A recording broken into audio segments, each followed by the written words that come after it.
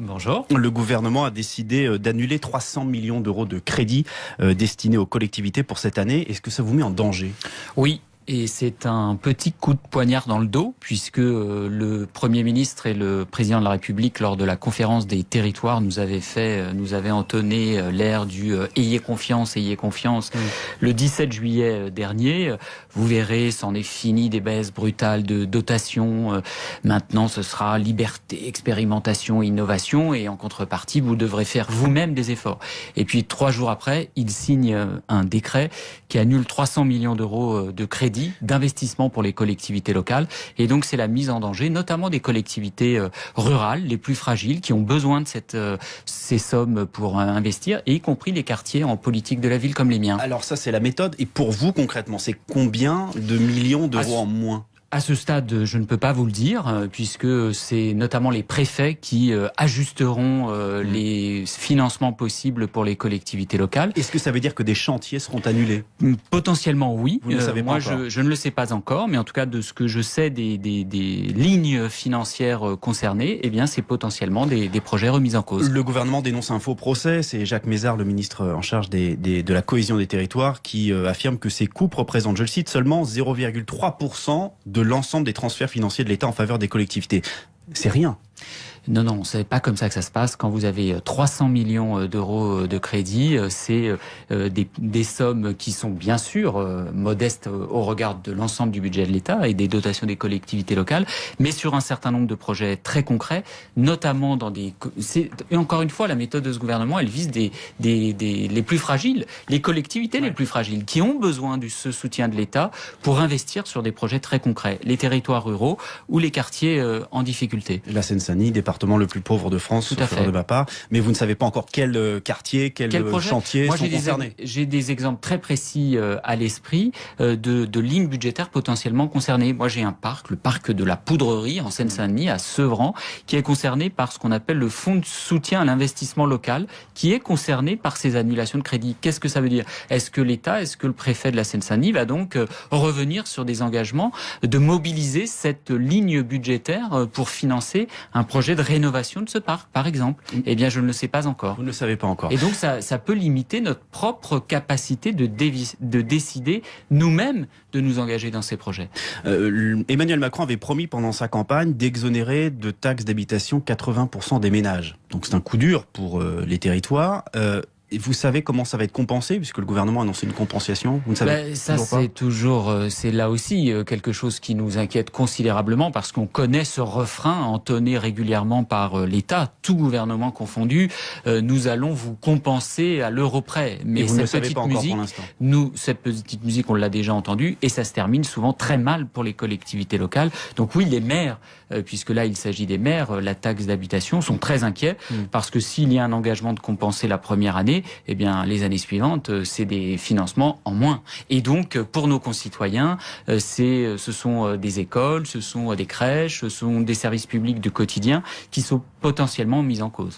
Je note que sur votre veste, vous avez un pins 24, JO 2024. C'est une bonne nouvelle, les JO à Paris en 2024. C'est à Paris et en Seine-Saint-Denis surtout. Oui, alors il faut encore respecter la prochaine étape, celle du 13 septembre prochain à Lima, parce qu'il faut respecter le vote des membres du CIO. Mais oui, c'est une bonne nouvelle pour la Seine-Saint-Denis. En quoi ? Parce qu'il va y avoir des chantiers, on va construire une piscine, on va construire un village olympique, c'est ça ? Parce que finalement, l'essentiel des constructions qui sont nécessaires pour accueillir les Jeux, elles vont être en Seine-Saint-Denis. La piscine olympique, le village des athlètes, le village des médias, la piscine de water-polo, les très nombreuses épreuves se dérouleront en Seine-Saint-Denis. Donc pour mon territoire, c'est un accélérateur de développement et de projet.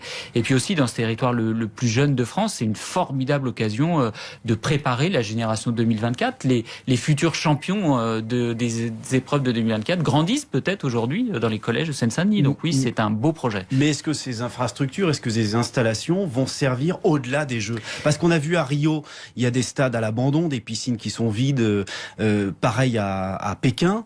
Est-ce que vous pouvez nous dire ce matin sur RTL que ces installations servions à quelque chose après les Jeux de 2024. D'abord, contrairement aux exemples que vous citez, il y a peu, sinon pas d'équipements nouveaux à construire, hormis la piscine olympique. La plupart existent déjà. Le seul grand équipement sportif à construire, c'est la piscine olympique. Et puis en ce qui concerne le village des athlètes ou le village des médias, ou même la piscine de water-polo, eh bien c'est d'abord des équipements, des aménagements, des nouveaux quartiers que nous avons imaginés comme surtout utile pour les habitants de la Seine-Saint-Denis. La plupart du temps, nous avons intégré la dimension olympique dans des projets, notamment de quartiers, que nous avions déjà. C'est une exigence forte que nous allons bien sûr porter. Il faut que ces aménagements, ces équipements soient utiles pour le territoire et ses habitants. Le village olympique deviendra un éco-quartier. Oui, vous savez s'il sera habité. Vous avez déjà des demandes. C'est un peu tôt peut-être, mais... En tout cas, il y avait d'abord un projet d'écoquartier sur l'île Saint-Denis, et donc le projet olympique, le village des athlètes, eh bien nous l'avons pensé sur l'île Saint-Denis, Saint-Ouen, l'île Saint-Denis, avec une passerelle que dont nous avons déjà choisi l'architecte. Et oui, ce projet, il a vocation à être utile pour les habitants. Donc des logements sociaux, des logements d'accession à la propriété, des locaux d'activité pour des entreprises, beaucoup de start-up qui s'installent en Seine-Saint-Denis, des locaux commerciaux. C'est ça que nous imaginons dès aujourd'hui. Stéphane Troussel, président du conseil départemental de Seine-Saint-Denis. Je précise pour les auditeurs que vous êtes un proche de Benoît Hamon. Ça vous situe un peu politiquement. Le président Emmanuel Macron baisse en ce moment dans les sondages. Pourquoi, selon vous ? D'abord, je pense qu'il y a un problème sur l'élection du président de la République maintenant dans notre pays. À chaque élection présidentielle, notamment avec ce raccourcissement du mandat, eh bien finalement, l'illusion, une fois tous les 5 ans, d'avoir trouvé notre sauveur suprême, eh bien cette illusion est de plus en plus courte durée. Ce n'est que ça ? C'est pas que ça. C'est aussi finalement un certain nombre d'ambiguïtés qui sont levées. Le ni de gauche ni de droite, ça se traduit surtout par le ni de gauche et ni de gauche. La politique qui est menée, elle est classiquement libérale, c'est-à-dire que on baisse les APL de 5 € en direction des plus fragiles, on baisse les financements pour les collectivités les plus fragiles, mais par contre, on réduit l'ISF. On fait des économies, monsieur Troussel. Mais c'est pas des économies que ce gouvernement fait. Ce gouvernement fait des choix économiques et financiers libéraux. Il tape les plus fragiles, mais il permet aux détenteurs des portefeuilles d'actions les plus importants, ceux qui payent l'ISF, oui, de la réforme de l'ISF. Le gouvernement va se priver de 3 milliards de recettes.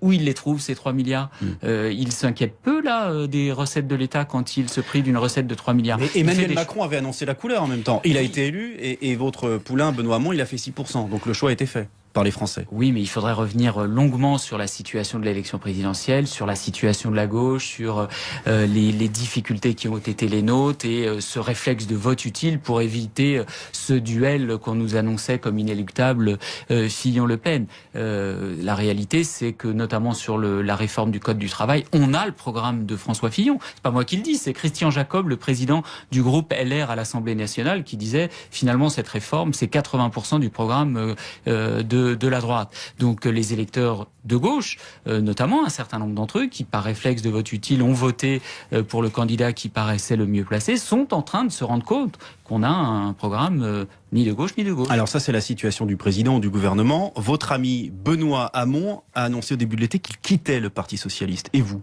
Ce n'est pas mon choix. Moi, j'ai fait le choix de rester au Parti Socialiste parce que je veux rénover le Parti Socialiste, refonder, participer à sa reconstruction. Moi, je suis pas historiquement un proche de Benoît Hamon. J'ai soutenu Martine Aubry. Vous êtes à la gauche du PS. Je suis dans ce cœur du Parti Socialiste qui est profondément social-démocrate, écologiste. Et qui bat européen. encore ?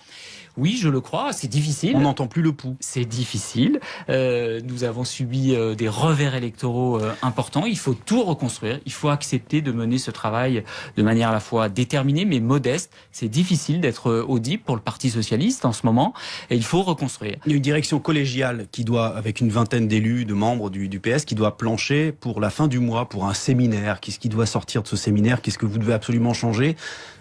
Il faut à la fois renouveler nos pratiques, les visages aussi qui doivent diriger la famille socialiste, mais il faut aussi, surtout, nous remettre à travailler sur le fond des idées, sur le projet. Il faut dire, en prier. Mais c'est ce que vous dites depuis 15 ans. Non, c'est pas vrai. Il faut travailler sur le fond. Non, parce que je crois qu'il faut aussi dire qui nous voulons représenter en priorité. Moi, je pense que la priorité pour le Parti socialiste, pour la gauche, c'est d'abord de représenter les milieux modestes, les milieux populaires, y compris les classes moyennes, mais retrouver les milieux populaires qui nous ont quittés depuis un certain nombre d'années. Qui peut incarner ça au PS? La question du leadership, elle sera tranchée après, parce que quand on a subi les revers électoraux que nous avons subis, quand le président de la République qui était sortant n'a pas pu se représenter, bah oui, c'est que nous avons un problème de leadership. Travaillons d'abord sur le fond. Retournons devant les militants, il faut leur redonner la parole. On dit que François Hollande garde un œil sur le parti. C'est une bonne chose? Mais je pense que il faut maintenant passer à une autre étape, passer à écrire une nouvelle page, celle de la gauche moderne, C'est pas la gauche moderne, écologique. François Hollande? Bah, elle a été sanctionnée, il n'a pas pu se représenter. Donc vous lui dites quoi? Va voir ailleurs? Mais je pense maintenant qu'il y a une nouvelle génération qui doit prendre les commandes. Merci Stéphane Troussel, président du conseil départemental de Seine-Saint-Denis. Merci d'avoir été notre invité ce matin sur RTL. Bonne journée. La météo dans un instant.